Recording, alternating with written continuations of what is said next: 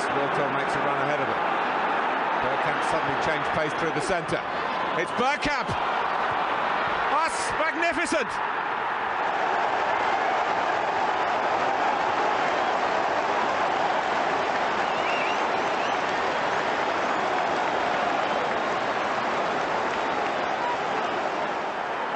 The move, and then this, which left Dabby's ass totally stranded. Hello and welcome to Bergkamp Wonderland. We are still an Arsenal podcast, and I have got the show playing in one of my ears. There you go, that's got rid of it. With me tonight is the international man of mystery, the last remaining member of ABW, actually started the podcast with me, so he gets a kind of season pass to only turn up once a year. But when he does turn up, we are extremely grateful. It's the one and only Geoff Arsenal. How are you doing, Treacle? Daniel, how the devil are you, sir? You okay? You good? I am good. I told you I'm on a carnivore diet. I don't know who's going to go first, other than me or you. You know, because I think we should do a Thelma and Louise. We should do a Thelma and Louise and go together off the edge of a cliff. Theoretically speaking, podcastly speaking. Sounds good to me, Dan. Sounds good to me. It's great to be back anyway. I've got to be on more often. You certainly do. Since I've put the rest of them all on gardening leave, it's only you, me, Karl and Femi and Nick, and that's it. And we've had to get some new ones in. So we've got James and we've got Craig and Melvin Marks. We have on it a few times as well. That's another person I like having on. So, and the other person is, you may well see, it's the Femster. He's been to the game, so we should be milking him for lots of details. How you doing, Femi? The kids behaving? Yeah, all good, all good. I'm sitting here watching Nigeria winning a penalty shootout. Jolly, happy. Oh, beating South Africa. Who has the other semi-final been played yet? No. It's just about to start. But yeah, just about. It's another crazy game at AFCON. Wow, yeah, that's been some. Keep us informed, Fem. Yeah. If I watch the other game. I mean, you look at the Asia Cup. I know it's something we don't really talk about. But the Asia Cup final is Jordan v Qatar. So, I mean, how did that happen? I mean, how South Korea didn't get through, Japan didn't, Australia, all the big teams, and those two have got through. So, you know, Qatari money v Jordan having no money. Qatar, just put all your money on Qatar to win that, about 8-0, because that is going to happen. But they're the reigning champions, believe it or not. I know. I saw it when I went back and I looked. I thought, I wonder how far Qatar have got in previous ones. They won the last one. Oh yeah, that was more brown envelopes, dodgy deals, plenty of villas on the coast of Qatar, which is nice. Anyway, so let's say hello to some of the people in the chat. BX Gunner is there. Good evening, everybody. Afternoon. Good evening. Paul Nell, not Neil, is there. Phil Macca. Hello, Mr. Femi and Mr. Danny. Don't forget about Geoff. Oh, here he goes. And Mr. Geoff, didn't see you there. Geoff is always incognito. Avon, not Teddington, is there. Boy 10, fashionably late evening. Femi was sorting dinner out for the kids. So there you go. That's he could have left them. Yeah, he could have left them starving, like some of you scumbags would have done. Nick is there, who didn't reply about whether he was available for tonight's show. Scumbag. Fergus is there. Fergus, who is the cheerleader of the Arsenal crowd. They had him on their shoulders. I mean, Fergus, you should know better than that. You're a grown man of your mid-50s now, and you had them lot lifting you up on the concourse and shaking you around in the air. I don't know. Phil says, Mr. Nick, how's Charlie talking to each other? Brady's Banana is there. Rudy Rastos has turned up on time this time. Lovely. Oh, a name I've not seen before. Harivu. God, imagine if I got that right. Feel free to put your name phonetically in the chat and I'll have a go. Travisur is there. Howdy, lads. Lovely job. If there's anybody watching on Twitter, StreamYard now lets your tweets come straight to our little information bar here, and you can chat on Twitter underneath the video that you're watching. So, yeah, get involved in the chat there, and we should read some of them out. Fergus says, I didn't have a choice. I was just lifted. Behave yourself, Fergus. You loved every second of it. Nick says, I'm feeling better now. Yeah, Nick missed the game at the post game at the weekend because he had a 54-degree temperature. I'm calling bullshit on that. He just could be bothered to turn up. So here we go. Right, we're going to do maybe an hour and 10 minutes. There's not much more to go. Oh, here we go. Another one I've not seen before, Ant CL 1082. What a fine year 1082 was. SK on YouTube. Hello, that's a name I've not seen before. Nice to see new people there. We will disappoint you, no doubt. Right, first thing we want to talk about, Femi, it's been reported in the media and on Twitter and in our WhatsApp group by you that it was one of the best atmospheres they've ever had at the game when we smashed Liverpool 3-1. Tell us a little bit about the atmosphere and how things have been changing, because it's not been too good this season, has it?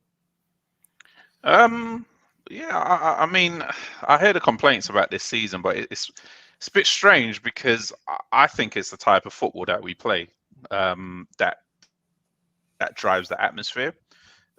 Because if you look at, for example, Manchester City, the type of football they play is very similar, and it's very controlled. Teams just pack the box.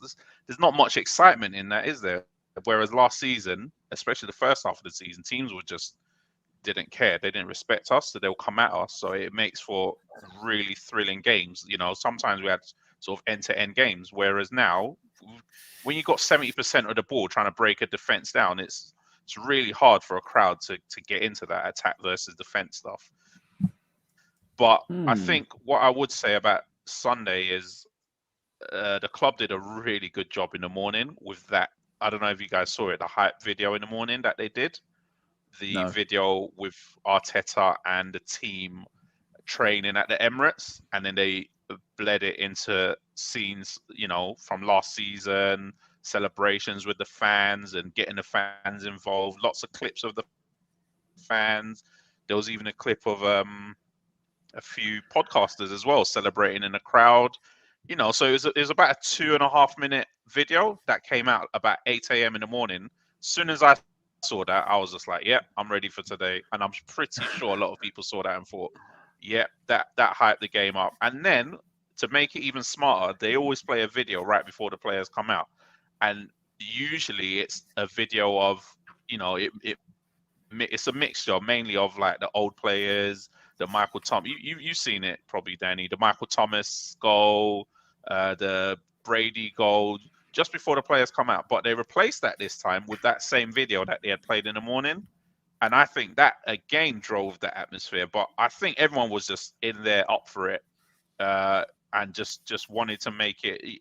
We all knew that it was an important game. Let's not kid ourselves. We all knew if we lost, even if we drew, probably, let's be honest, it's very hard to catch up that many points, especially if you're chasing two teams. So I think that kind of drove the atmosphere. But no, the atmosphere was electric. It was really, really just. And the best part of it is I didn't hear the Liverpool fans at all. Anytime a single bit of Liverpool, all that stuff, there was just whistles and boos, and it drowned that noise out. It was that's what impressed me most. Actually, they drowned out any noise from the away fans, which is unheard of, to be honest. Geoff, what was your excuse for not being there? Because you were usually there every single game of the season of the home games, aren't you? Yeah. Well, you know, we go skiing twice. We go twice over the season of skiing. We go to the same place in Austria. And we always book it as soon as we come back. So I don't know who we're playing when I book it. Yeah. And unfortunately, it was a Liverpool game for last weekend. So we was away in Austria skiing. But I was lucky enough in the hotel. They had a big TV and they had the German Sky. And funny enough, and a friend of the pod, Rafa Honigstein, he was indeed. He was. That's one for the long-term fans. We used to have top journalists on, until we didn't. But Rafa, didn't we record? Well, we didn't. We don't talk about that, Geoff. We move on from that. That's in the past. Okay. Forgetting to press record when you have Raphael Honigstein on. Yeah, and then having an argument with him because I said that because Steve told me, Steve been living in Poland. Our mate Steve is no longer with us, said that Lucas Podolski sees himself as Polish, although German, plays for Germany, brought up in Germany. his family are Polish. And Steve said, no, he sees himself as Polish because of his roots. And I told Rafi, and Rafi said, no, that's not right. I said, it is right. And he said, it's not right. And he got the ump with me. And then when Lucas went to retire, he decided he's going to have a few seasons back in the motherland of Poland because that's always where he sees his heart. So if you're watching, Rafi, I think Steve was right. Anyway, Geoff, you were saying. I don't think Rafi's watching. I've got to be honest with you. But anyway, yeah. So yeah, I mean, I totally enjoyed the game. I think it was fantastic from start to finish. You don't need to look. The atmosphere sounded like it was brilliant. But like Liverpool at home, you don't ever need to get up for that. Especially, obviously, they was top of the league, and we was chasing at that particular time. But the game was brilliant, all the way through. It was, I think we bossed the game, didn't we? And there was only really, honestly, it could have been 4 or 5 if we'd had, Saka had a chance, didn't he? We had a few chances, and but all the play, I think we was so good. Every one of the players out there was, done their job on the day. Yeah, indeed. Femi, you mentioned about podcasters being in the videos. Well, look at that rate there. There he is. There's Fergus. He's a mate of ours. He does the Guns and Yellow Ribbons podcast. And this is what I was on about. The man was recently 54 years of age. He's been held up like that. You don't treat virtual pensioners like that. Now, Fergus, whose shoulders were you on? Because you look like you're having a whale of a time there, and I'm sure Fergus will let us know. And people, if you've not heard of Fergus's podcast, there you go. I've put it in the chat. There's a link to their YouTube. Go and give it a subscribe. They've just over 1,100 subscribers now. Fergus says he's 53. Yeah, whatever. So go and subscribe to their channel because they're mates of ours and we go on each other's podcasts. That's Trevor and Fergus. And then you've got the bloke from Scandinavia, and they have got, I think, a bloke called Dan as well. I should remember this. I mean, I do watch it. And then Fergus says, half the North Bank. Well, imagine if I was there, how many of them it would need to lift me up. It would be a lot more than half the North Bank. I nearly called you Fergus then, Femi. You both begin with a F, so I wasn't too far out. Talk about the game itself. How did you see it going? Because for me, for Liverpool to have one shot on target when apparently they're the greatest team in the Premier League, so they think. Their manager has said recently before the game that he's retiring. I mean, he's leaving Liverpool, and maybe to give them some kind of spark of inspiration. We've got to do it for the manager. Did they look like they were doing anything for the manager apart from having an XG of 0.15, whatever it was?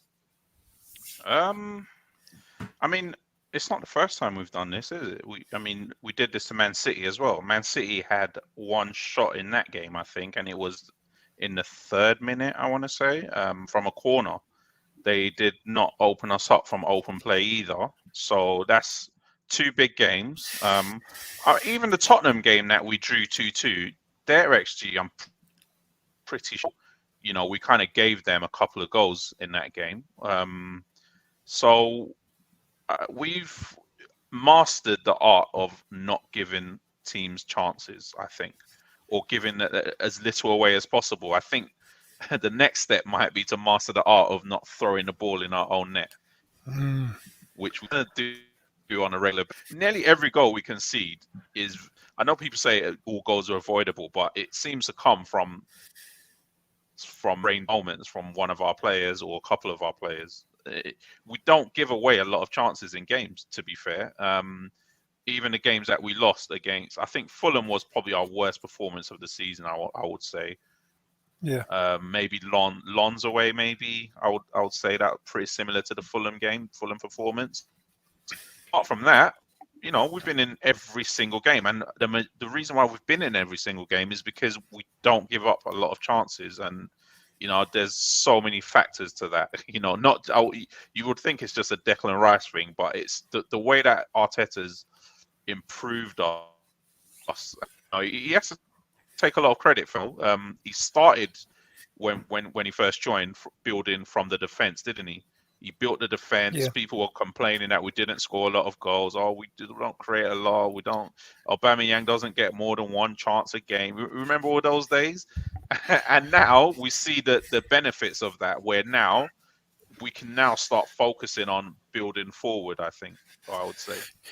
You are right though, Fem, because there's not a lot of teams that create their own chances against us. We seem to be putting the ball into our own net more or less, and that's what happened at the weekend. But you know, the teams that come to play against us and play open football, we dominate. We've dominated all of them, all of the teams that have come and want to try and play open football. We do struggle against the ones that play that low block and all those anti-football teams that come. We do struggle against those. And, you know, they're the ones that seem to be tripping us up of late, the West Ham, the Fulhams, you know, and a 2 or 3 games last season.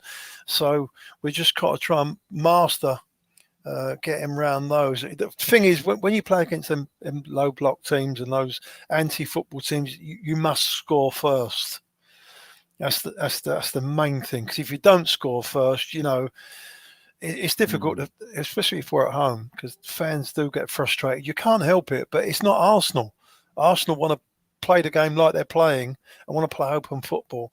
But when you got those teams that just block up and they've got 9 men in the penalty area, you know, and they're making us play that horseshoe, and it's just difficult. It's a little bit laborious. It's hard to watch because, yeah, I can feel myself getting heated every single minute that goes by. We're playing the game in their half and their third, you know, and it's so frustrating if you can't put the ball in the net. But when you play against these top teams and they want to come and have a slugfest with us, we've been putting them to sleep, you know. So we just hope we can do the business against these teams that just want to bore the pants off of everybody. I've got another one of my wonderful Google sheets here that I'll share with you. And if I put us lot down the bottom, does it make any difference? So at the top, this is all of Arteta's games, and the order of teams on the left is how they finished last season. So obviously we finished second, so we're not in there. And going back, the 5 seasons that Arteta has been in charge, there has been no season where we have beaten Liverpool and Man City in the same season, I don't think. Well, yeah, probably because we don't beat City. They beat us every game usually. Yeah. I mean, if you look at that top one for people at home on the bus and having a poo and walking the dog, home and away, this season we beat them. Last season, lost both. Season before that, lost both. Season before that, lost both. And the season before that, Arteta was only in charge of the away game. So we lost all of those. And then Man United, and they're not really much, and Newcastle much. But then you go down to the Liverpool one, and this season beat them at home, drew away. Last season beat them at home, drew away. And then we lost the 4 games before that. So this is just my own little thing I do just to see how we're doing against certain teams and how things are working out. So looking at that, Fem, how the fact that we have beaten, not beaten, let's look at the points wise. Out of 3 games, a possible 9 points, we got 7 points out of playing Liverpool twice and Man City once. Normally, if you'd have said that before the season started, you think, well, Arsenal were going to win the league, aren't they? Because we don't have a habit of beating Man City ever, or getting that many points off of Liverpool, apart from last season. So it's a miraculous turnaround of events. Because you look at the previous seasons, the teams that finish at the top, all the results are nearly red. The only ones we've had luck against is Newcastle, because they've only been a decent team, I don't know, for the last 18 months, and now they seem to have fallen on their arse, haven't they? Mm-hmm. And as you're saying that, I'm looking at what the difference is as well. I'm looking at the Arsenal Man City game. City had 51% possession, 1 shot on target.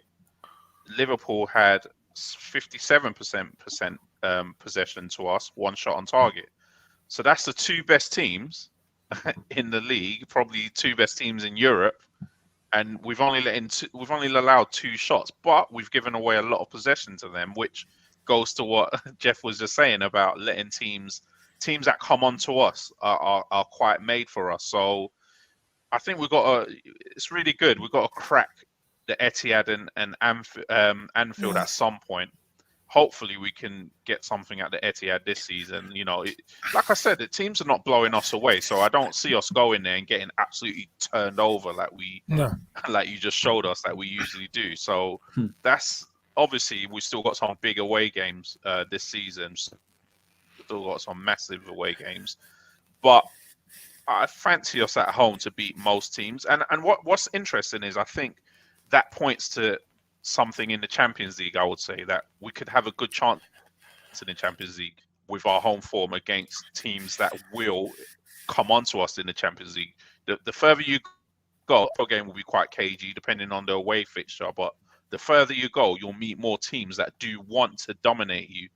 And I mean, look at the way we played. I don't think there's many better teams than Liverpool and Man City in Europe. I'll be honest with you. And if we're doing, you know, if we can keep up that form and keep our freshness, keep our players, you know, ticking over in that period, I don't see why we cannot fancy ourselves against most teams. I think City away is probably our toughest game left this season. The rest of them, it's up to us how we manage the games, really. Going back to Liverpool, I mean, we played them 3 times this season. Won 1, drew 1, and lost 1, haven't we? I think, is that right? Am I correct? Yeah. It's true. Yeah, lost but in all of those 3 games, I think we was much the better team in all of them. But the previous 2 games, with a draw at Anfield and the loss at home in the FA Cup, we just couldn't put the ball in the net. And you know, I mean, I know we keep on saying it. You know, if we could find a striker that just can put the ball in the net and you know, nick a 1-0 or something like that, or you know, just gets us in front. Because once we do go in front, teams got to open up on you, and that's I think we could put them to the sword easier than normal. You know. So I mean, it was only a little while ago, Dan, that we was under the back end of the Wenger years. We couldn't never beat any of those top 4 clubs that we were playing against. We struggled to especially away from home.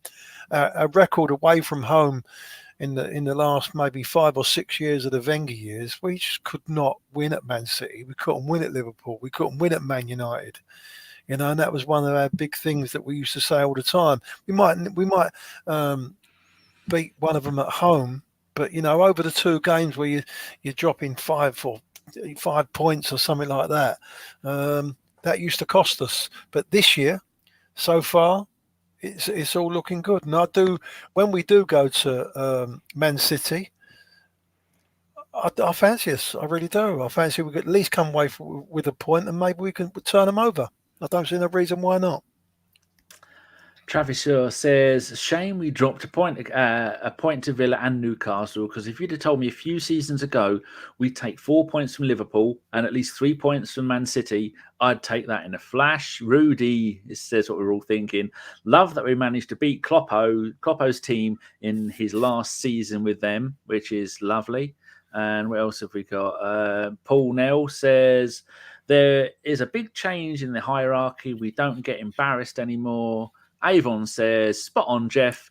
We were the better side in all 3 games. And I'm risking it all here by reading out what Phil says. Wenger could never learn from our mistakes in his latter years, sadly. Right, Phil, no more messages, Phil. End it on a high for this pod, because you've got 2 questions saved.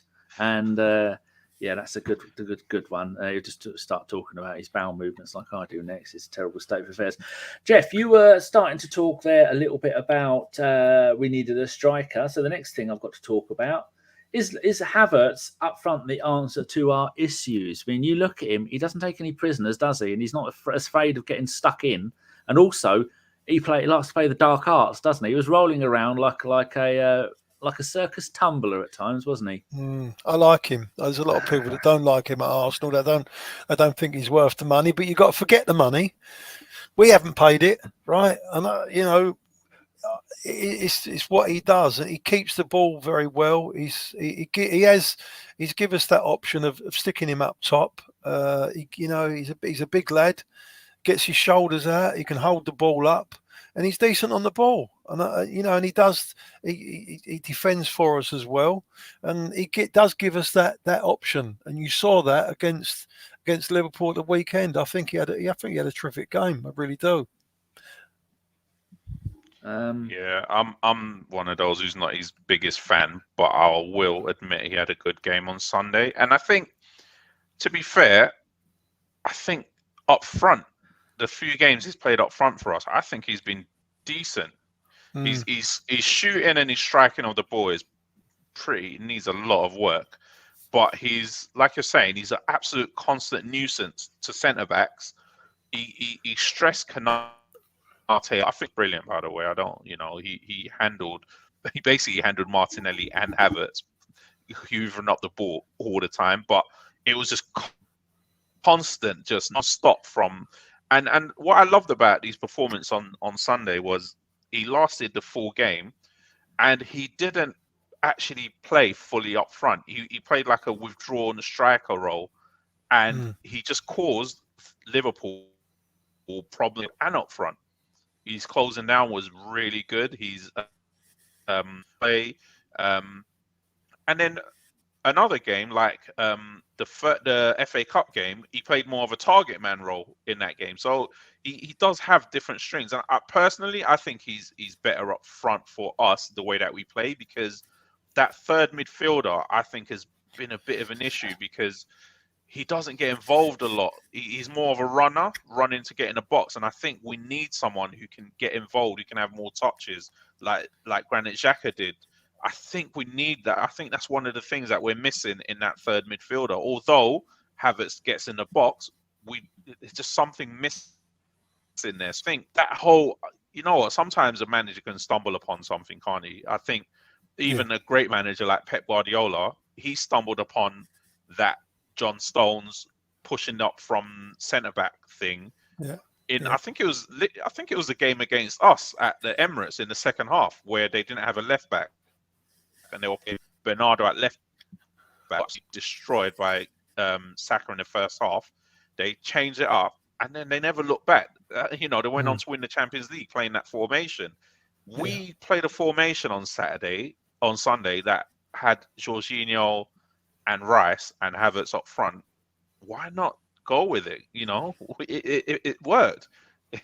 Stick with it until it breaks. You can stumble upon things in a season and it might just work. Yeah, you're 100% right. I mean, let's talk about Georgie for a little while. He's a baller. I knew he was a baller. Even at Chelsea, I could see he was a top player. The way he keeps hold of the ball and looks after the ball, and he's always willing to accept the ball. He could have 2 or 3 people around him, and he'll accept the ball. He's always looking for the ball, and I just think he was different class at the weekend. And that setup that we had there, he's just suited. The only thing that does worry me is we're never going to get 3 games a week out of him, And I do think that Mikel is going to just hold him up for the big games. I think he'll play in the Champions League in that role. I think he'll play, the Man City, the United's away, Tottenham's, because he's just so experienced. He's won everything.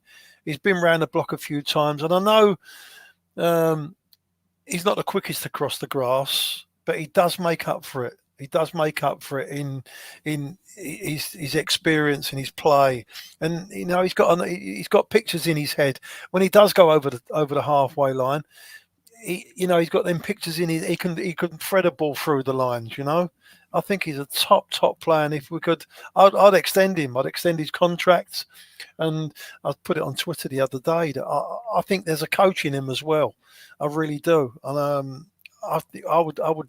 After his career finishes at Arsenal, I would keep him on as a coach, and to maybe take over from Mikel or whoever afterwards, because I rate him. I rate him big. I'm just looking at games played. I put an apology in the ABW group because I wasn't again. I couldn't wipe that Chelsea stench off of him, to be honest with you. But no, seriously, he's only made one mistake this season, which was against Spurs. Every other game that he's played, I think he's been absolutely brilliant. He came on against Who did we play at home? And we beat them 5-0 like last week. Sheffield United. Forest. He came on against Forest. I think it was. I said to someone, I said he only came on for about 15 minutes. I said he's probably man of the match here. And again on Sunday, clear man of the match. And what I love about this, everything that he's deficient at, Declan Rice is great at, and everything that isn't that great at, Jorginho is great at. So Jorginho will spread the ball neatly, will move the ball one-time passes, will find the wide areas really quickly with his ball. Whereas, Declan is good at playing balls, but he's not as incisive as, Jorginho or Partey. But one thing Declan Rice does is hoovers up the ground, steams into tackles, rarely gets a yellow card, nicks balls off of people. So he covers everything that Jorginho's deficient at. And another thing that was really interesting on Saturday is there were times where Jorginho was pressing inside of the Liverpool box, inside the Liverpool penalty areas from goal kick. It's just that nice balance of having two proper central midfielders that you cannot, like I said, you can just stumble on something that just works for you at some point. It can work, and we've had our two central midfielders stuff. We've had our Petit and Vieira or Cesc and Vieira. We've had our twos, and we could just do it with a two, and just make it work for the rest of the season. I know Arteta's got his visions and his 4-3-3s, but if you find something that works, like you're saying, he might not be able to play 2 games, but where you're going to play teams like we played against Forest away, teams just sit back and put an Emile Smith-Rowe, do something, put a Vieira in there whenever he's fit. It's just good to have these options. Yeah, it's true. They looked very stable, didn't they? The two of them, like you say, when one was going forward, the other one was making sure he was. And Declan Rice, he's unbelievable. Some of them tackles that he puts in, and they're clean. The way he comes away with the ball, it's just amazing. On the screen at the moment, we have got what we think is Arteta's favourite lineup: Raya, White, Zinchenko, Saliba, Gabriel. I think that is for every game until Tomiyasu is back, and then long term it'll be Timber. And then we've got the front three: Martinelli, Jesus, Saka, as we all know. And then you've got the midfield three of Havertz left 8, Odegaard right 8, and Rice at the whatever, I don't know what number you call that, a 4, I suppose. I mean, I like to think of that as a 4 because centre back should always be 5 and 6, but it doesn't do that for us. Now, we saw in the last game that Jesus wasn't in it, and Havertz played up front, and so Jorginho was playing in the Havertz position. So, Geoff, looking at that, where do you think, after the success against Liverpool, do you think Arteta's got the sense to stick with that? So where would you play Havertz in the formation for the West Ham game? Because West Ham have beat us 2-0 in the league and knocked us out of the League Cup, haven't they? So they've beaten us twice this season. So what would you do with that formation? No, I'd you know what? I'd probably play the same team that played the other day against Liverpool. I'd stick Havertz up top because they're going to do the same thing again, like they did against us. Just clog up all around the penalty area and make us do the horse shape and put crosses in. And what Havertz does he does give you that chance at the back post if he comes in late, or he just gives us that option. Whereas Jesus, I love him. He's a great player, fantastic player on the ball, his technique and everything else, but I don't know. He gets in front of goal, and you need to just calm down, instead of just. He's great when he does all his trickery outside the box, and it's all very, very fast because he's got to be like that. But once you get in front of the goal, you've got to calm yourself down, and then you score a lot more goals. So he gives us a different option, Havertz. I think we're going to need more control in the. And cuter control in the middle of the park, and I think Jorginho will give us that. Hopefully, he's not injured, or he hasn't. He can get into the game. It's Sunday, I think, isn't it? Anyway, so we've got half a chance. You get an extra day, so I think I'd go unchanged if everyone's fit for now. How about you, Femi? Would you go along with what Geoff said? Are you happy with the starting lineup against Liverpool to play against West Ham, and maybe looking into the future play that lineup? Yeah, I mean, obviously the biggest dilemma you've got is Jesus or Havertz. I still believe in Gabriel Jesus, to be honest. Like I wouldn't. Yeah. I wouldn't drop him. I would probably just go with the same team, but put Jesus in for Havertz and have Havertz as an option off the bench to replace Jesus. I think Gabriel Jesus can do the nagging the centre backs thing. He can do that really, really well. Pep says he's the best defensive forward in the league, or that he's ever seen. So he can do that, but it's just getting those chances. He needs to play between the lines more. I was listening to something the other day where they were talking about Ollie Watkins. Yeah. What Emery told him was about staying in between the lines more. Yeah. So not drifting as wide. And look how many goals he's scoring. He's a very similar player. Villa play with that one striker. So I think we can do the same thing with it, especially in the Champions League. I mean, his record in the Champions League is outstanding. He's got like nearly a goal a game in the Champions League. Yeah, indeed. It's going to be interesting to see whoever plays where. Geoff, looking at the league table at the moment, I'm going to say the immortal words. Is it back on?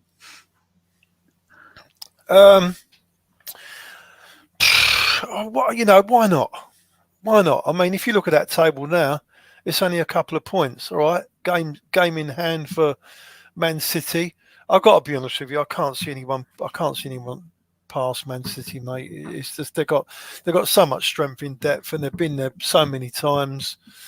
They've got the players. They've got two sides that are well capable of winning the league. To be honest with you, I do think that we'll overcome Liverpool.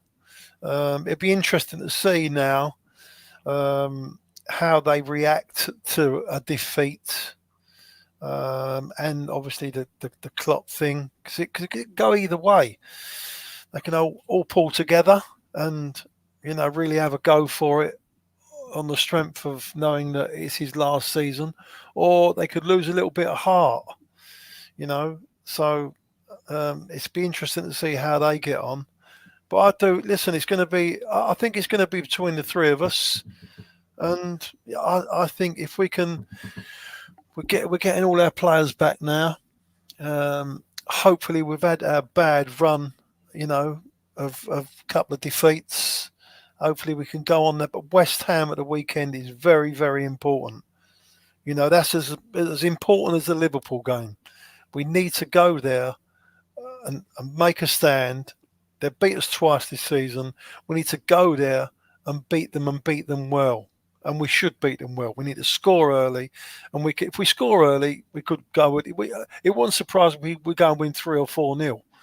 But they're going to be there to frustrate us. But it's very important. We win that game, and you just got to take one game at a time. If you win that game, then, you keep that confidence up. Yeah, Fem, going on think, that. The big game is in 1 month's time. Man City go to Liverpool. Yeah, so, I was just about to say, I'm looking at the fixtures. We play City. I mean, you're talking about in 1 month's time. Yeah, we play City a couple of weeks after that as well. So it's all to play for, I think everyone just expects Man City to just go on an absolute run every single time. But I just don't. Maybe 1 year they just won't. Maybe 1 year they just won't. Maybe this might be the year. Maybe Liverpool will beat them at Anfield and it will rock them a little bit. I thought Liverpool had all their big fixtures at Anfield still, but they still got to go to United, which you just never know, do you? United they, as you saw in your graphics there, their games, and they're still in sixth place, which just means they either lose or they win. So you never know what they're going to serve up at Anfield. Got to play Spurs. It's still to Villa, so you just never know. And then Man City, if Liverpool rock them, you never know what could happen. So let's see what happens. But it's not every season that they're going to go on that run. I know we're all seeing it now. We're all fearful, but it's not every season that they're going to do that. So let's see what happens. Yeah, talking about that, in Man City's run of fixtures in the beginning, in March, Man City, Man United, Liverpool, Man City, Brighton, Man City, Man City, Arsenal, and then Man City, Villa. I mean, that is 5 really. I mean, Brighton are terrible away from home, but at home they're really, really good. That is going to be a really tough set of fixtures, and we all know that Haaland's got a niggle, and De Bruyne is coming back from injury, and that is really easy, as we know, constantly to get another injury straight after you've had an injury, because those players are all going to be in for it, Geoff. They're all going to get a kick in because people hate them and want to bring them down, and we've seen now that Haaland and De Bruyne are injurable. They're not machines, and especially Haaland. I mean, the bloke hadn't missed a game in about 10 years, and now all that time he's had out, and he played the other day, and I'm not sure he's back to the hat-trick every game that he was at the beginning of last season. So it gives us hope, doesn't it? It does give us hope. I mean, I'm not sure the situation with Thomas Partey, how he's getting on. I don't know. It would be nice if we could get him back for the last 15 games to get him involved and to give us a little bit of a push. What we really need is a little bit of luck, and they lose maybe Rodri. If there was one player that I'd like them to lose is Rodri, because they don't look the same. I heard a stat yesterday. I think he's won 58 games on the trot for Manchester City. Some mad. Every time he's played, he's won 58. He's won 58 out of 58, which is a crazy stat. But it don't surprise me, because he is world class.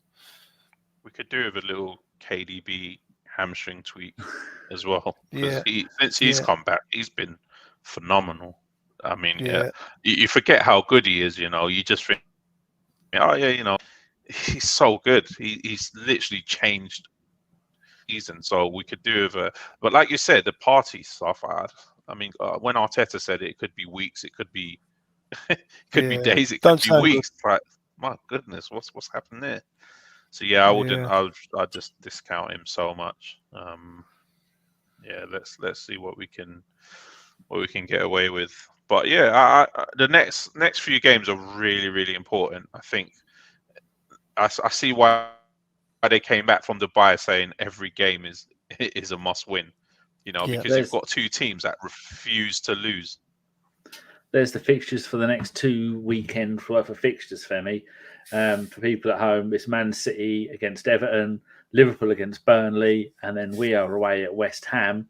And the set of fixtures after that, Liverpool go to Brentford, and Man City are playing Chelsea. I mean, knowing Chelsea, they'll win that 6-0. And then we are away at Burnley. So looking at those, Femi, how does it make you feel about the next couple of games? Yeah, see, the Saturday fixtures for them, Everton away to Man City, that's a gimme. And Burnley are pretty awful, to be honest with you. I mean, I've watched them a couple of times. Yeah. They've not. So we've got the toughest game there. We've got the tougher game there, yeah, we have. And we do are beating us twice this season without scoring. And then the next weekend, Brentford are so hit and miss. You never know what you get from them, to be honest with you. And Chelsea, I mean, who knows with Chelsea as well. I mean, they're winning now, but they were pretty. I watched their game on Sunday. They were pretty pathetic, to be honest with you. And once they let in a goal, they just seem to fall apart. They just crumble. So Man City got 2 home games. That's quite interesting. How do you feel, Geoff? I think they got Brentford after that again. Actually, they've got a game in hand. It's on the midweek. There's 2 midweek games. But Man City, Man City. It's a 12:30 kickoff against Everton. Everton will be a little bit buoyant because obviously it's a big game for them. They're still trying to get out of relegation trouble, but I can't honestly. I mean, Sean Dyche, he might set them up. And try and scrape through, but I can't see Everton getting anything from there. The Liverpool versus Burnley, I think that's a gimme, Anfield. But again, you never know. These are the teams. I mean, they've done it to us, Fulham and West Ham, at home. So you never know. We have definitely got the most difficult game of this weekend's games for sure. West Ham away. Burnley away, we should go and spin them over, shouldn't we? Really, if we got, you just got to compete. As long as you look at it, you say if you've got to earn the right to play against these teams, and then your quality should come through in the end. And a team like Burnley, just stay tight, keep, all the play will be in their half of the football pitch, and we should spin them over. So it's game for game. You never know what's going to happen. Very true. So, yeah, I think you're both right there. Hopefully a win against West Ham, 4 wins in a row, and confidence breeds wins and wins breed confidence. So it's lovely to see. Let's talk I do think we're going to need, sorry, just quickly, we're going to need to go on a 8-9 game winning streak at some point to win the league. Yeah, or to keep up at least. And this is our perfect opportunity to do that before the Champions League restarts. Got a couple of one a game weeks left before we go into the serious end, and then obviously in March, what you've also got to account for is international breaks coming back and players flying all around the world, and the lottery that becomes as well. When your players come back, you don't know what shape they're coming back in. I was just going to talk about the Champions League, Femi. This is we've got Porto coming up. First game is the 21st of February at Porto. How do you see us getting on in the Champions League? Because we played Porto a couple of seasons ago and it didn't end well for us. And looking at the strength of the other teams that are in the Champions League, other than Man City, I don't see a single team there that are any good, apart from maybe Real Madrid, because Bayern Munich are even struggling this season, aren't they? Yeah, I mean, when you look at that, you on paper, but I think for us, the most important thing is that we get through this Porto game, because our record in Europe has not been too good in knockout games under Arteta, and we need to just forget about every other fixture or any other team that's in there and just focus on this game. We're in a good shape. The way that we play is geared up personally to the Champions League. I think we can really, but the problem is the Champions League. We saw it last season. We went away and won, didn't we? 1-0 in Sporting. Once you let in a goal at home, 1-1, you become nervy. So we just need to master this knockout stage of the Champions League. And with each game that we can or could win, that helps us in our confidence, basically, of knowing that, okay, we can win these knockout games, because right now we just don't have that experience. We don't have that experience of winning big knockout games. Even in the FA Cup and League Cup, we seem to get knocked out really, really early in rounds. So I think we just got to take each leg at a time. Sounds really stupid, but I can't think about any other team we can prove ourselves that we can win a knockout game. True. I think it's a good tie for us. I think it's a decent tie. It's good that we got the away game first. I think that we should go there, go full blast, try and get maybe 2 or 3 and maybe put the tie to bed out there, so to speak, so it come back and, we're not under too much pressure. But like you say, Femi, Arsenal have always been a good cup team until, I know we won the FA Cup under Mikel Arteta, but since then we keep on getting knocked out of these cups, where Arsenal would normally go to the back end or even to the final of these cup competitions, and we haven't had a good record for the last 2 or 3 seasons, have we? So you're right what you're saying.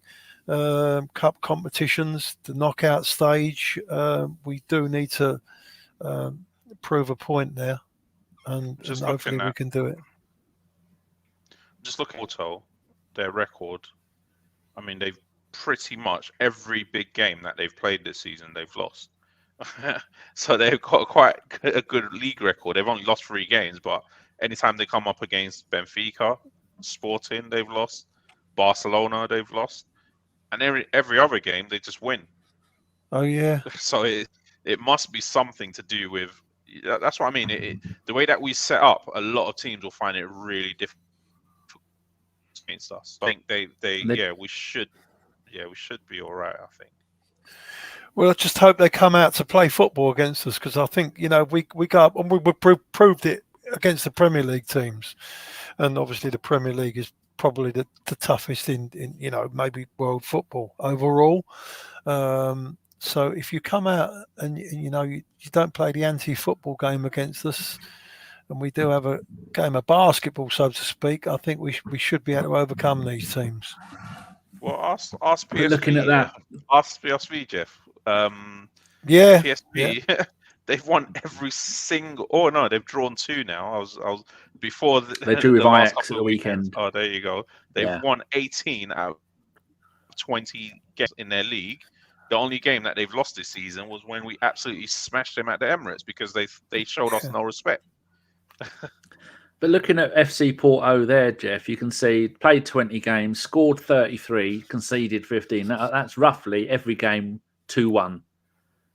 Then they don't look like the kind of team that are going to come and play football. I mean, to have only conceded 13 goals, I mean, 2 to about 1.7. So they're not going to be very good. I'm going to go and have a look at there. If I click on that, it will bring up their recent. Actually, I'll have a look at their. Does it let me have? No, it doesn't let me look at the Champions League games on their own. Or maybe if I go fixtures, and then here we go. I can do Champions League. Yeah, Champions League. This season they beat Shakhtar Donetsk. Is that this season? September. It is indeed. I must have been in the group stage. Beat Shakhtar Donetsk 3-1 at their place. Lost 1-0 at home to Barcelona, went to Royal Antwerp in Belgium, smashed them 4-1, beat them 2-0 in the return leg.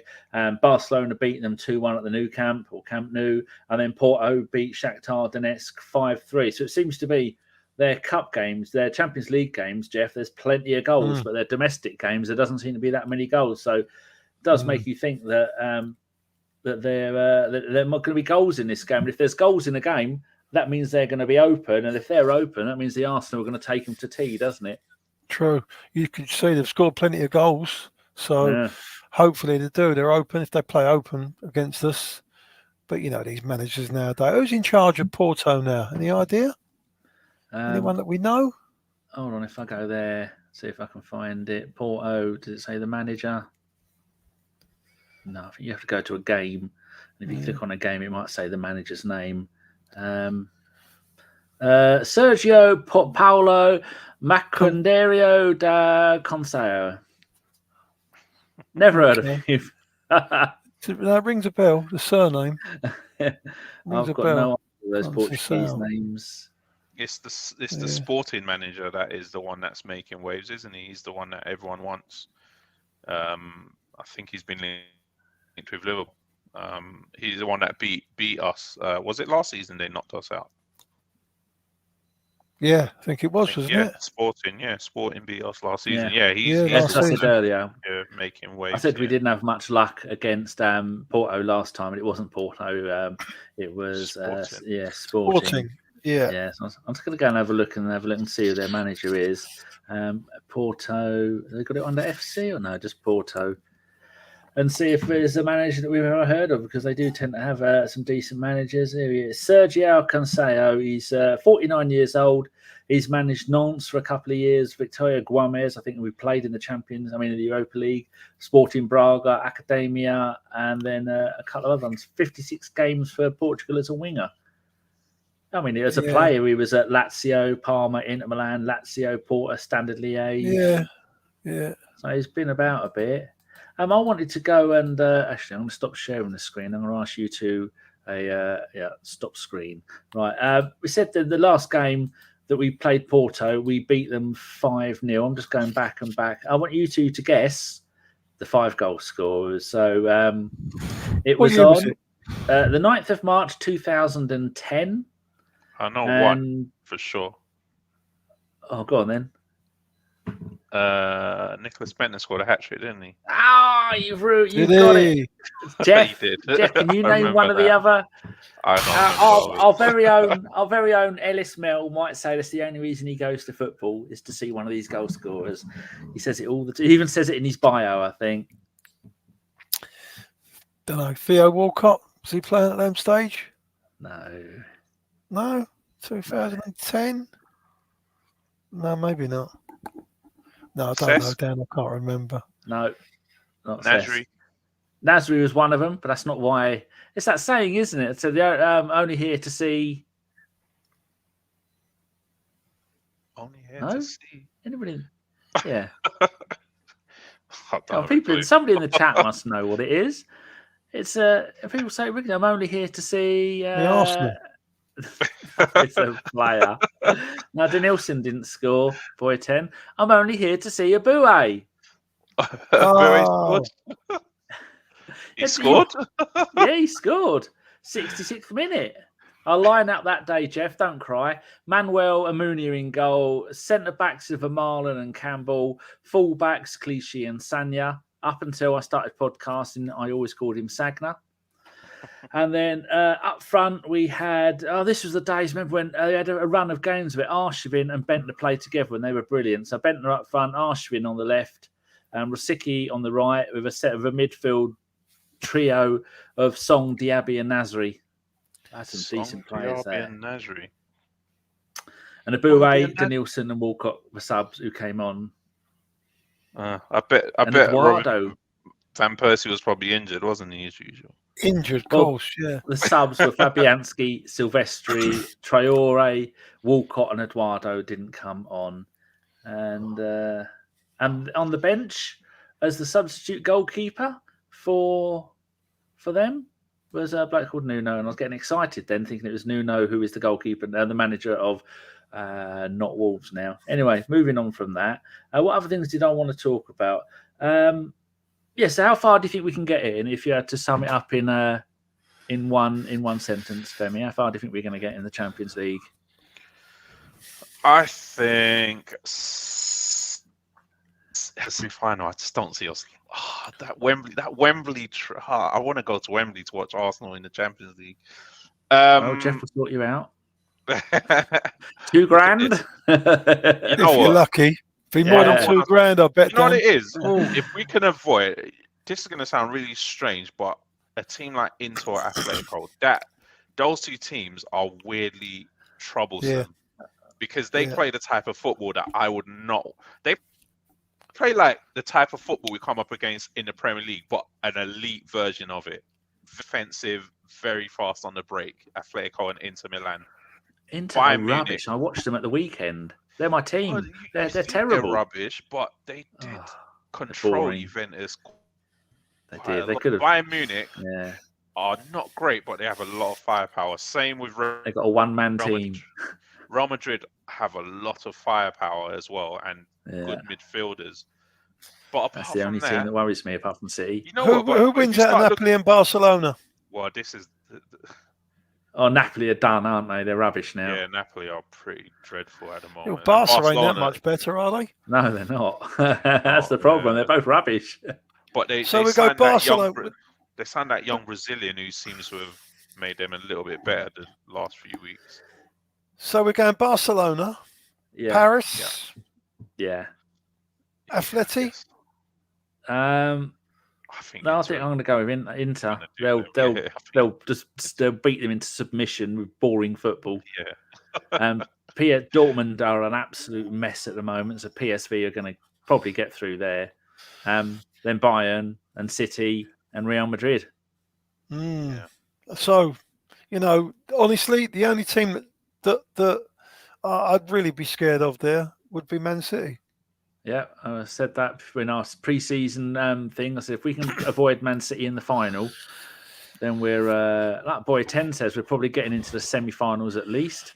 Paul says, Femi, I have confidence. I wouldn't want to play Real Madrid. They've got so much pedigree in that competition, no matter how they're playing. Yeah, true. Boy 10 says, play them in the final. Atletico play Chelsea ball, detestable team. Adil says elite low block Atletico. Hello, Adil. If you're new here, what are you watching on Twitter?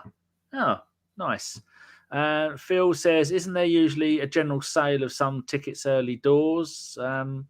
And then Boy says, maybe I'm a hipster, but Victor Roque not impressed me. Yamal was way ahead of him for a while. Geoff, how's the ticket situation for Wembley? Have they got bonds there? Have those bonds started to change hands yet? Or how's it looking for tickets for your average fan? Are they going to get absolutely milked? No, yeah, definitely. If Arsenal get to Wembley, I remember the Paris game. They was making $3,000 each outside the stadium on the day. Yeah. So that Wembley game would be unbelievable because Arsenal, I think they only get maybe 25,000. I think the teams only get 25,000 each. Then a lot of it goes to the corporates and the UEFA.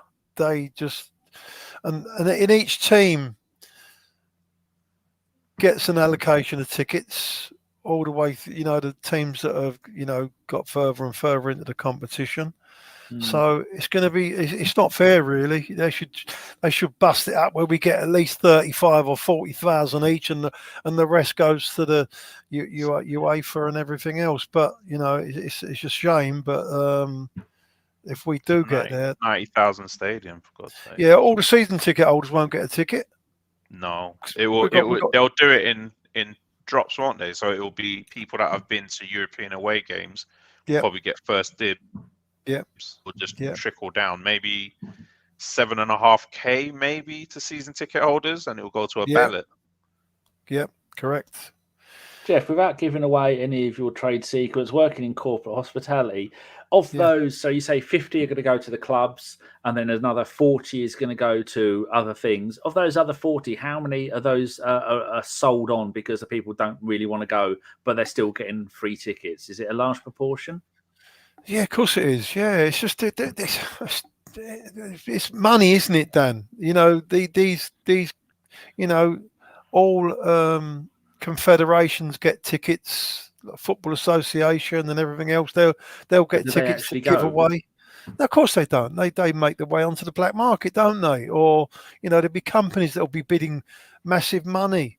Because they want their clients to get in. It's a big event, especially Wembley Stadium. It's one of the most famous football stadiums in the world.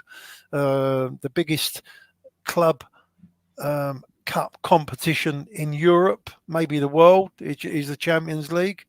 And they're just going to make big money. And unfortunately, there's going to be a lot of people losing out. And you have these Club Wembley tickets as well. Yeah, they'll get sold on, mate, won't they? They'll get sold on. I think there's quite a few of those as well. Those guys have their tickets. Listen, we've got a little bit of time left. People, if you've got any questions, put them in the chat. We've got 2 from Phil. We've got 1.5 from Paul Nell talking about the World Cup. So, got any questions? Put them in the chat.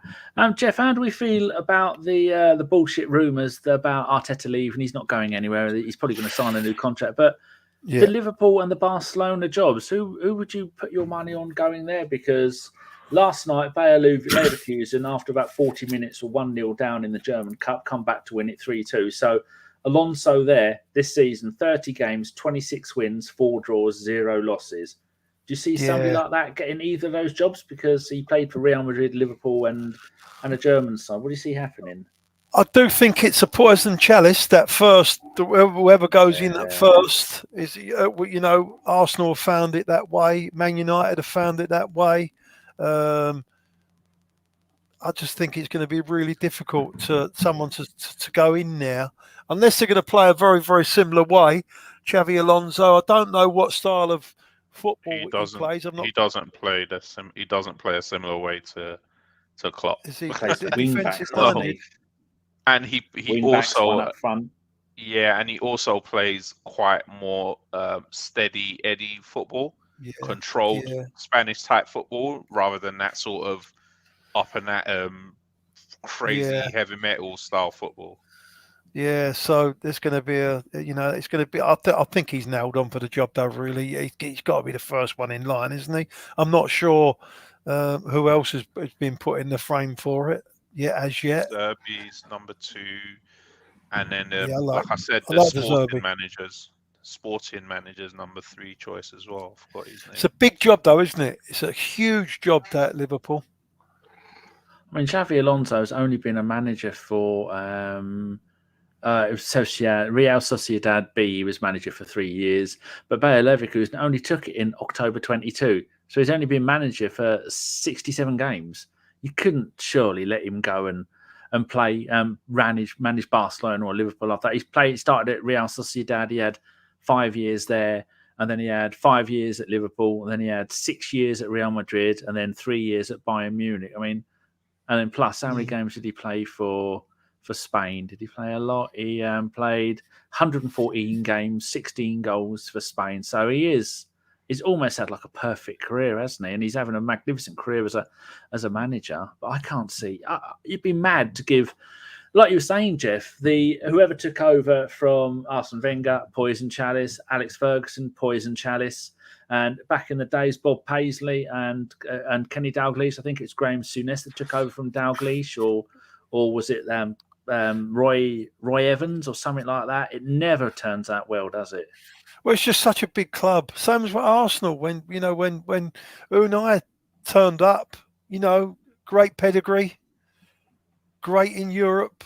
He'd done a great job at the clubs. Valencia was he? I think he won the league with them, and didn't have a good time in Paris. But I think there was other things that was going on at the time. And he's proved now at Villa. He's a decent manager. He's. Yeah, I don't know whether I'd call him elite, but he's still he's definitely one of the. He's proved this year he's one of the top managers. The way he's got Villa, he's got a tune out of them, and he failed at Arsenal. Because it was such a big job, and I think the same's going to occur with Liverpool. So, what we're doing at the moment, and Mikel, I'm sure he can see it. He can see it opening up. Pep's not going to be there forever. Hopefully, he's gonna want to go off and do something else. It'll be interesting to see what happens when in 115 charges, whatever happens with that, whether that's going to make a difference to. I think we'll be old and grey by then. Yeah, older and greyer. Whether he's going to be, his name be painted amongst all that nonsense that's gone on. Maybe that's clearly gone on. Maybe that's what I mean. Before it all comes up. So our youngsters, our 24-year-old youngsters, they'll be 26, 27, coming into their peak by then. We might have secured a top striker. I think Mikel is just waiting for that gap to open up. Klopp's gone now, so I think they might be, in trouble for a couple of 3 years, hopefully. So we can slip in there and maybe take over. I'm hoping. You say that just as I take a mouthful of warm brie. Femi can fill in for you, I'm sure. Do we talk about Partey, Femi? Because Rudy has brought it up. Do you think Partey will be sold next summer? Well, this summer we'll only have 1 year left on his contract. So 1 year from now, he'll be able to talk to teams outside the Premier League to go on a free transfer. What do you think is going to happen? Do you want me to say something controversial? Oh, here we go. Not the Ramsdale, not leaving anymore. I told you that one. Not jinx, but ruined football for me. I think he's going to leave on a free transfer. I think they're going to come to a mutual agreement where he signs with another club, but we don't get a transfer fee for him. Because I don't see why a team would want to play a transfer fee for Thomas Partey. Number fit. Number two, he's probably on high enough wages that he'll probably still want the same wages. It's not like he's just probably turning just 30 pretty soon, and we've just not shown the ruthlessness to get transfer fees for players. So I think he'll get moved to another team, but it will be sort of with no fee for us. And we won't have to pay up the rest of his contract. I think that's probably what you're looking at with Thomas Partey. I think there'll be a 10 or 15 million pound fee, and he'll end up in Saudi. That's the only place I could see still paying for him if he wants to go there. But like I just said in the chat, a few players are just trashing the league, but who knows? Some players that want to wind down might find it all right there. But a few of the younger players that have gone there are just saying bad things about their experience there, which obviously gets around players, doesn't it? It gets around other players. Yeah. Shall I show you the latest Google? I love a Google sheet. The latest one I'm working on. And you can see that, boys and girls, mums and dads, cats and dogs. Every single player that I've done the wrong thing. I've done get rid of that. There you go. Every single player that Arteta has bought or loaned, not sold, and then I've got doing where they got them from, how much did it cost? Like here, Cedric Suarez, Southampton on loan, £5 million, and then wages are 65,000 a week. And then when he actually signed for his wage, we ended up paying him 75 because he's at 65 at Southampton. Then we sold him. How much profit and loss, and how many games they actually played. So Pablo Mari cost us £4.5 million on loan. His wages at Flamingo are 16 grand a week. I don't know how much we paid him when we had him on loan, and we got 3 games out of him for that. And then we paid 6.9 million to secure his transfer, 85 grand a week. And then he played 19 games because every 10 games he played was another £1 million. So that's why he was stuck on 19 games for ages. And then we sent him out on loan. I am going to try and incorporate into this a formula. Like you see, I've got all my little formulas going on all over the place, including the formula, how much money we got from them on loan. But then I won't be able to do how much wages we paid, because trying to find out whether a player went on loan and we paid all of his wages. But then look at then all the players that left. And then I'm going to have that because it's looking like it's quite often. Because someone said on the last podcast, I think it might have been Deke, said that he's made a list of all the players that we've bought, and only 3 or 4 of them that Arteta has bought have turned out to be decent players. So, wish me luck with that. Anybody got anything to say on that? I don't know if it's that 3 or 4, but the alarming thing in there is the selling part of it is still very scary, because those chickens are going to come home to roost soon, because eventually, as you were seeing with teams like Everton and what happened in January, if you don't sell players, you won't be able to buy players now. That's the way that's why they're going to the table, aren't they? Apparently tomorrow, to try and scrap this profit and sustainability thing and try and turn it into turnover, like they do with Europe, which will actually favour a team like Arsenal. Because then you don't have to worry about how much you sell players for. You just have to worry about what your turnover is every year, and you can spend a certain percentage of it. So 70%, I think it is in that UEFA have. You can spend it on players and wages, but as long as it's profit sustainability, we have to start selling players. And the Cronkies are not stupid. They've been funding this for a while. Eventually, a Martinelli or a Saka will have to be sold for 100 million. To fund new players. So we just got to be careful with the amount of free transfers and scrapping contracts that we do.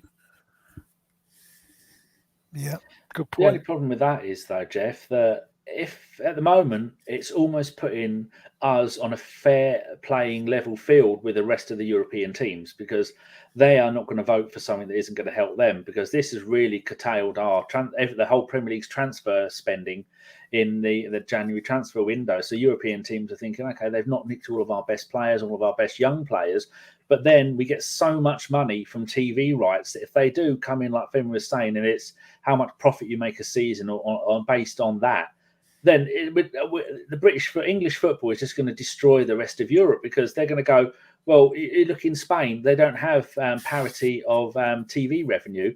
They do it individually, and Real Madrid and Barcelona get all the money, and all the other teams in there will get bugger all each year.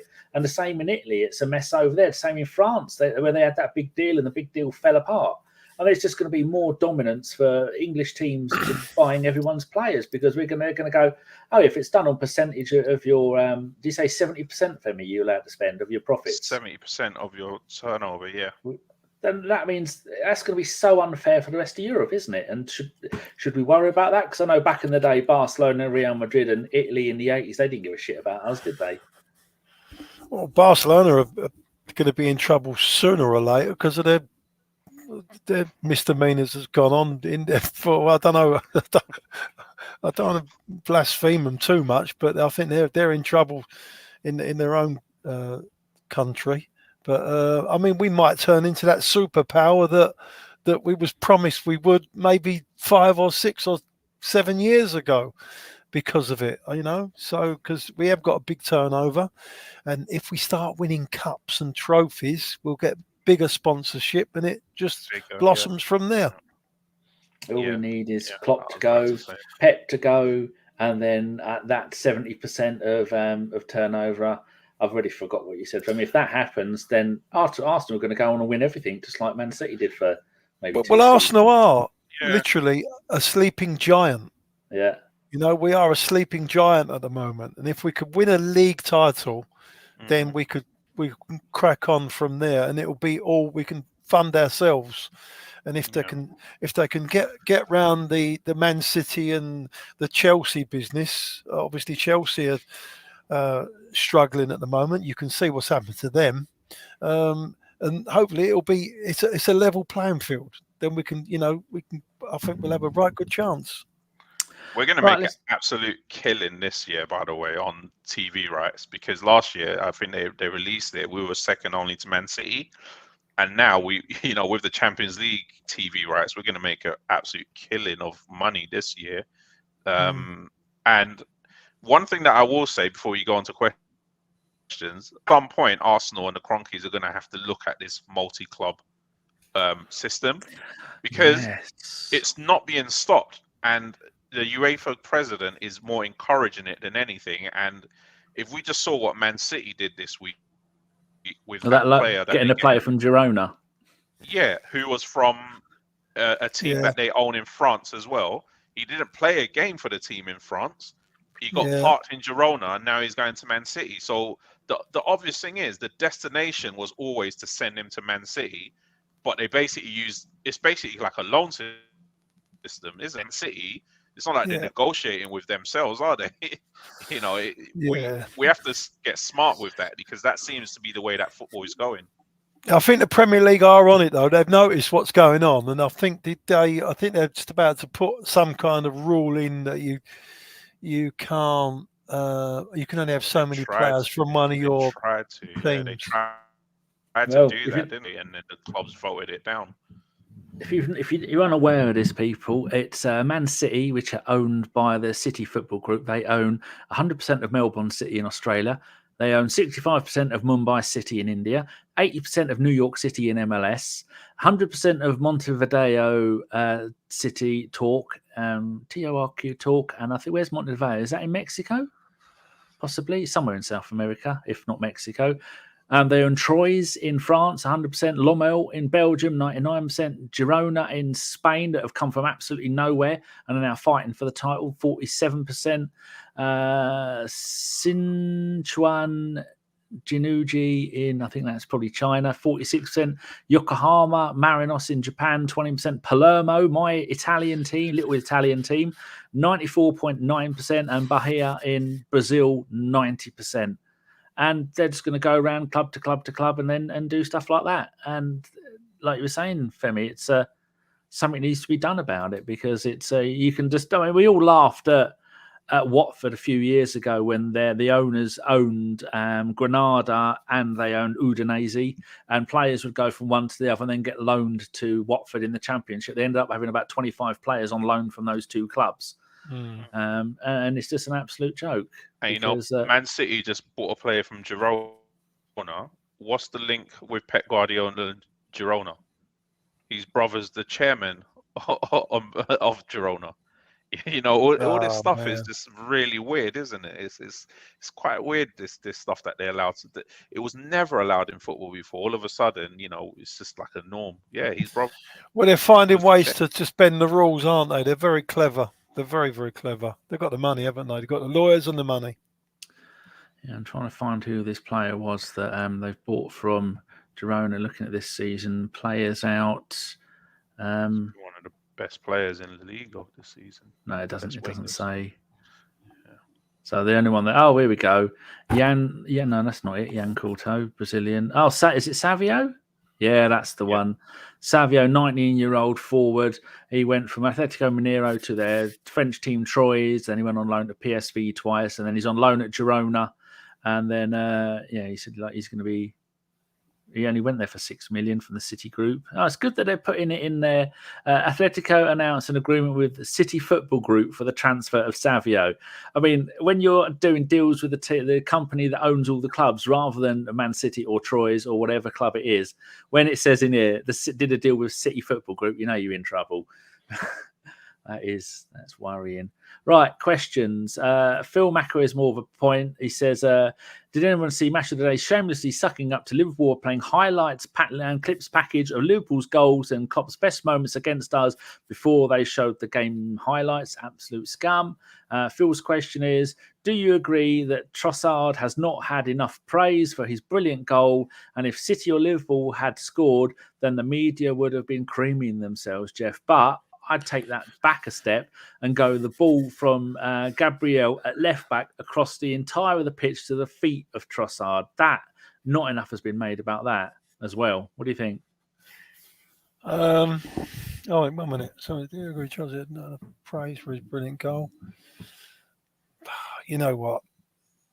He's got that in his locker, isn't he, Trossard? To be honest with you, he looks like he's one that comes off the bench and does a grand job.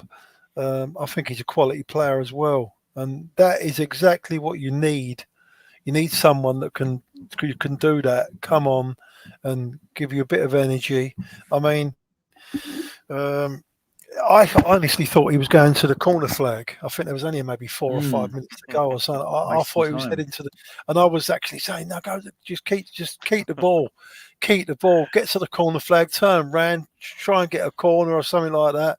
But when it opened up, I don't know what Van Dijk was doing. His defensive work there was just amazing. He obviously didn't realise that Trossard has done that before. He's good with his left foot as well. So, but it was a fantastic goal, and you know, I think he's got enough praise off the Arsenal fans. Everyone else, I don't know. Well, but, it was brilliant. It was brilliant. Right, next question. I'm just looking at something else coming up. Paul Nell says, Femi, for the England fans, what cities are you going to in North America for the group stages? The USA team is stuck in Seattle and Los Angeles. Portland is for Mexico. Either of you two got any thoughts going to the World Cup? I don't think that will be known yet because USA know what group they're in because they're group A1, won't they, or whatever A1 is, because they're the hosts. Yeah. And I'm guessing Mexico and Canada will know which groups they're in, but we haven't even started World Cup qualifying yet, have we? Well, they've got some on Wikipedia. It says USA's first game is at the SoFi Stadium, which is in LA, and their second game is going to be at the Lumen Field in Seattle, and their third game is going to be back in LA. Meanwhile, the first game for Canada is going to be in Toronto. The first game for Mexico is going to be in Mexico City. So the three home sides, they'll know their draw. Yeah, we haven't even started qualifying yet in Europe. So we definitely won't know. But yeah, I plan to go. I mean, I go to America once a year, so I'll just plan it around the World Cup. Why not? But the stadiums that they're going to be using is Kansas City, Dallas, New York, New Jersey, Mexico City, Houston, Atlanta, LA, Philadelphia, Seattle, San Francisco, Boston, Miami, Toronto, Guadalajara, Monterrey, and Vancouver. Where would you like England to? I'm presuming. Are you going to go to any games, Geoff? Do you think? Probably, yeah. Where would you like England to be based? I'd say Miami. Yeah, I would have thought Miami would be great. It would be great, wouldn't it? You know, you could go and stay with Magic Mike. Yeah, use his swimming pool. Bless you. Yeah. Right. So I don't know anybody who's going to go. These two are going to try and work away there because these two are the most travelled of most people of ABW. Most of the rest of us, I mean, I've only left the house once in the last month, and that was just to go to Cambridge, and that was a disaster. So get rid of that and get rid of that. Travis Saw has got a question, Geoff. Who is the closest player to being considered a legend in the Emirates era? And what's your requirements to be considered a legend? Ooh, that's a good question. That'd be in the Emirates era, though. There's plenty to choose. I mean, can you pick someone like... I don't think you can pick Henry because although he did come back and play at the Emirates, he wasn't at his peak at the Emirates. God, that's a tough one because we haven't had it all our own way at the Emirates, have we? Not had much luck. been more tears than champagne. Which ones are you thinking of? I mean, Cesc jumps to mind, doesn't it? He's one. Yes, Van Persie. A lot of people. I don't know. Van Persie's. No, Van Persie. He's cross him out the list, mate. I'd scratch him out completely. Van Persie. Yeah. Boy 10 says Walcott. Probably would be for me. It would probably be Cesc overall. I mean, I know he took a lot of stick because he went back to Barcelona, but Koscielny's got a chance. No. You don't think Koscielny's got a chance? Top 10 ever. Terrible. Well, that's because we've had a lot of great centre backs. That's like saying Almunia would be one of our 10 best goalkeepers because we haven't had 10 good ones. No, we've had a lot of great centre backs at Arsenal, to be fair, throughout the Boy history. says not Cesc. Liam says Lord Bentner. Paul Minosa says the big fucking German. And Paul is an Everton fan. We like Everton. I have a friend of mine who's an Everton fan. So is his dad. They're from Liverpool. Comes on here every now and then. Says, I'm a Scouser, Everton fan, though most LFC fans are not. I mean, do we actually know any Liverpool fans who are from Liverpool? Because all the ones I see around, they've all got Essex accents. In fact, we've got a bloke who lives in my village and he's a Liverpool fan. He's called 2.5 Game Dan. He's been to see Liverpool once and Peterborough 1.5 times. And he's 50. So actually, the average Liverpool fan for you. So, yeah, you're right there, Paul. Are you two come to a conclusion? I'm going to say Saka. Has he got to be a player?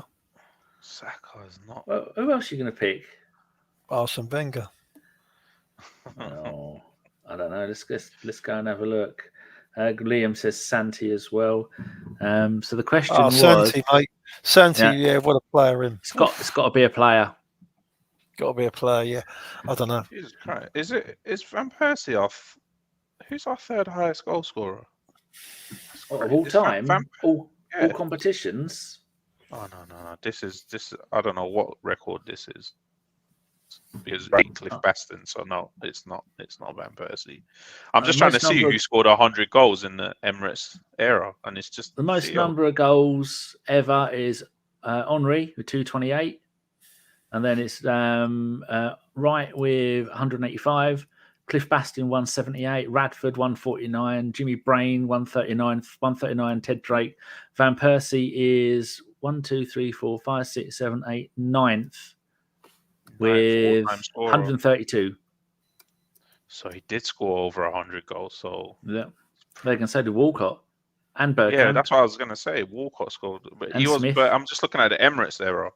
Bergkamp wasn't in the Emirates era, like you said. So it's just Walcott and Van Persie scored. Van Persie had six years in the Emirates era, 2004 to 2012. Most of the early years he was injured. 132 total goals, Van Persie. That's pretty impressive, to be honest with you. It is. That's why I said Van Persie. But he's an arsehole, so fuck him. Even now, he doesn't stop being an arsehole. What are we going to go for then? I'm going to go for Saka. Although I should say Cesc because he was magnificent. But you shit on the Arsenal, you're dead to me. Ramsey is a good shout. Are you going to go for Femi? Cesc won, but Ramsey's a good shout because of the FA Cup goals, FA Cup final goals. What are you going to go for, Geoff? Yeah, I'm going to go for Cesc. World-class player. Yeah. Lovely. One final question from Leon. One-word answer from the pair of you. If you could have another Ian Wright or Henry, who would you have, Geoff? Oh, I'd have Henry, mate. Unbelievable. Guy was just on his own. Don't even need to ask me. But part of that question is he's going to leave towards the end of the peak of his career, or he's going to stay for the best part of his career. There you go. Does that change it at all? Because he stayed to almost the very end, and Henry fucked off as soon as he could make a fortune out of it. I love Righty, mate. If we could have a Righty in our team right now, mate, we'd win the league for sure. I'm going Ian Wright just out of loyalty because I don't like Henry because he's shit on us. So you two are going Henry and I'm going Righty. Lovely. Right, that's it, people. We have done 2 minutes under the hour and a half we said we weren't going to do. Geoff, thank you very much. Lovely to see your first podcast of 2024. Your very first podcast was 2012. 12 years of podcasting, Geoff, and what have you got out of it? Oh, I've got love. I've got love from you, Danny, and then you know what I mean. And I've got love for you. So another couple of weeks. Try and get me back in a couple of weeks. I'll try and do one a month or something. When I try to get hold of Geoff, I put Geoff on Twitter, Geoff Twitter DM, and Geoff on WhatsApp. And one way or the other, he eventually reads them and says yes. Yeah. Anyway, Geoff, thank you for being on tonight. You've been absolutely lovely as always. God bless you. Thanks for having me, Dan. Yeah. And good to see you, Femi. God bless you, sir. Good show. Thank you, guys. And Femi, lovely to have you back on again, even though your internet has been a little bit choppy, in and out, a little bit warbly. My bad. No, it's not good, is it? It won't do. But at least you turned up. At least I haven't put you on gardening leave like the rest of us. I'll turn the video off next time. No, don't do that. What if there's any ladies watching? You'll ruin the show for them. They won't before watching and turn it off. Anyway, thank you to Geoff and to Femi, and thank you to everybody who watched. If you are, there's been a few new people watching tonight, which is lovely to see. So if you are new, they always say, can you consider subscribing? Don't consider, just bloody do it and give it a thumbs up. And like I always say, if you work for a company like Yahoo or Amazon or Microsoft, go and put a link to the podcast, stick it in an email and CC everybody at the company's database. There you go. We might get past 7,000 subscribers, we've been stuck on for about 5 years. We will be back on a Saturday night, Sunday AM for a preview show. Usually me and Stan, we like to do that so our North American viewers can get some live action. Then it'll be me and Deke. I thought the game was a 4 o'clock kickoff on Sunday. It's not. It's a 2 o'clock. So I have to double check with Deke that he's available. If not, it'll be me and somebody else doing the post game show probably about 7 o'clock that night. So don't have to get up too early. You know what my life is like. And that's it. So thank you very much and goodbye. Here's Steve and Dave with some wise words. And we miss them a lot, don't we, Geoff? We do indeed. God bless them. Indeed. Yeah. As soon as I scored that goal, I was fucking livid. Get down, dog. Splendid business. He nearly caught the bloody thing. What are you talking about? So I've just eaten a full quiche. Well, you don't often see them at it. So when you see them in the supermarket, they need to be swagged, microwaved immediately and get the brown sauce on and bosh, Bob's your uncle. Never in doubt.